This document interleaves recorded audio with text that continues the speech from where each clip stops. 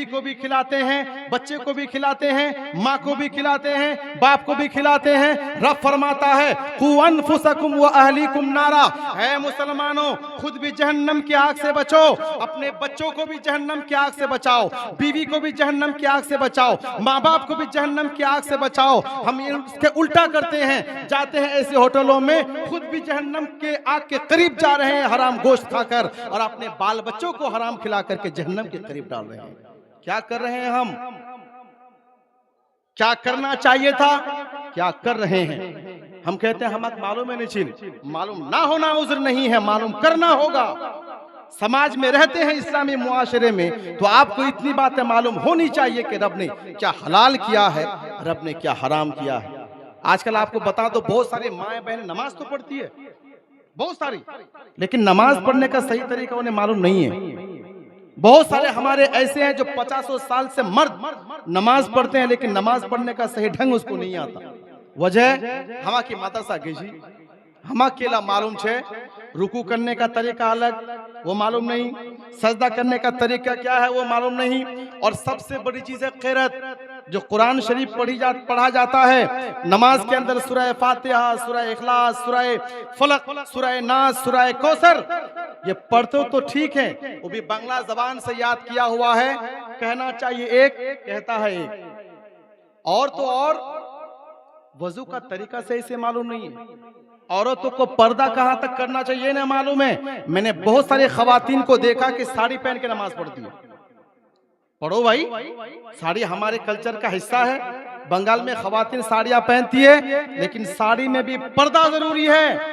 एक औरत के लिए ये चेहरा, वो भी कान नहीं, पूरा चेहरा, और ये हथेली, और जो की गोजिया मौला पार तलाला से ना टुकना ला दे, उसके नीचे के अलावा अगर नमाज में थोड़ा सा हिस्सा भी दिख गया तो 50 क्या 100 साल तक भी नमाज पढ़ती रहोगी तो नमाज नहीं होगी। आजकल 3/4 निकला है कुर्ती सब, उसी को पहन के नमाज पढ़ लेती है।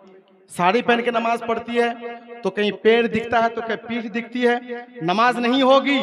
उलमा ने तो यहाँ तक बयान किया कि स्कार्फ लगाकर नमाज पढ़ रही थी, कान उसका निकल गया और 3 तस्बीह के बराबर कान निकला रहा तो नमाज उसकी टूट गई। अब जरा बताएं कितनी माँ बहनें ऐसी है जिसको सही तरीके से नमाज पढ़ना आता है, सही तरीके से वजू बनाना आता है। हमने बहुत सारे घरों में देखा है कि वजू बनाती है, वजू का तरीका सही से नहीं मालूम, हाथ तो धोती है, एक बार, 2 बार, 3 बार धिले बस, ए मुझे इसको भी धोया, 1 बार, 2 बार, 3 बार है गए मुझे ले, हाथ चेहरा धो लिया ऐसे, ना इधर भीगा, ना इधर, ना नीचे, ना ये वाला हिस्सा सही से भीगता नहीं है, पानी पहुंचता नहीं है, बस ये हाथ की हथेली से पानी लेकर के पहुंच देते हैं। अल्लाह फरमाता है तुम हाथों को धो, चेहरे को धो, पैरों को धो। हम धोते नहीं है, बल्कि यहाँ का पानी यहाँ लगाते हैं, यहाँ का पानी यहाँ लगाकर पहुंच लेते हैं, वजू होगा ही नहीं। अब अल्लाह के हबीब फरमाते हैं कि नमाज के लिए तहारत यानी वजू बनाना कुंजी है, और नमाज जन्नत की कुंजी है। अब जरा बताएं, जिसका वजू नहीं, जिसकी तहारत नहीं, जिसका गुस्ल नहीं, उसकी नमाज नहीं होगी, और जिसकी नमाज नहीं होगी,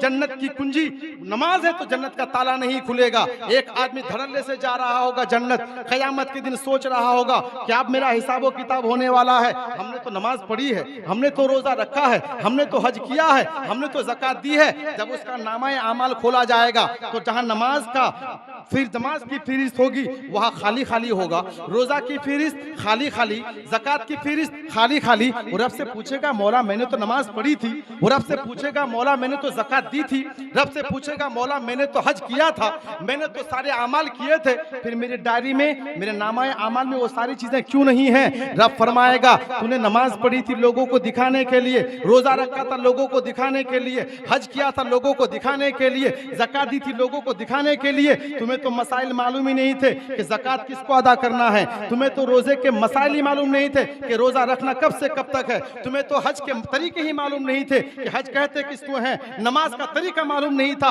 वजू का तरीका मालूम नहीं था। जब तुम सही तरीके से नमाज नहीं पढ़ोगे तो फरिश्तों ने तुम्हारे नमाज के फहरिस्त में नमाज लिखा ही नहीं है, क्योंकि तुमने नमाज पढ़ी ही नहीं है। ऐसी इबादतें जो शरीयत के दायरे में रहकर ना की जाए, वो इबादत दुनिया में ही फरिश्ते उसके मुंह पर मार देती है। बहुत सारे लोग आज भी ऐसे हैं कि नमाज पढ़ ना गए, हाँ पढ़ जी नहीं पढ़बें तो क्यों छोला खराब को खोजना